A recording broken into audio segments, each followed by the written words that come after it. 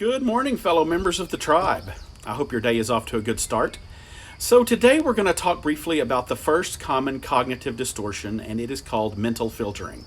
So don't get caught up on the term cognitive distortion. I know that it sounds very scientific and academic, but all that cognitive distortion means is unhelpful thinking.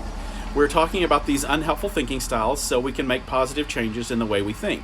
And when we do that, we can really change our lives. So mental filtering is a cognitive distortion where we tend to filter things out of our conscious awareness. We choose, for instance, to focus on the negative events rather than on the positive outcomes of a situation. Or in other words, we choose to focus on what's not working rather than on what is working. Therefore, the way we perceive and interpret reality is based on a flawed negative perspective that's preventing us from seeing things clearly.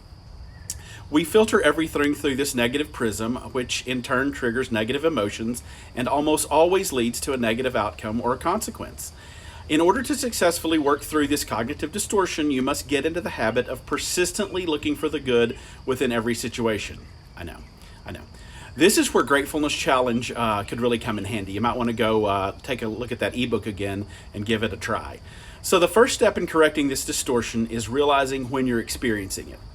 This is where a thought record can really come in handy for you. So here's my challenge to you. During the day, when you realize that you're having a negative emotion, whether that's anger, frustration, anxiety, fear, whatever it is, stop and identify that emotion and quickly whip out your phone and record a short voice memo to yourself talking about the emotion that you're having and what are the events that led up to it. Once you start doing this and looking back and listening to these voice memos, you'll probably start to see patterns emerging.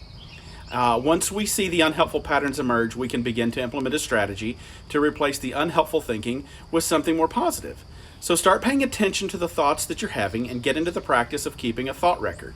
When we begin to change the way we think, we can dramatically change our lives. So I hope you have a great day.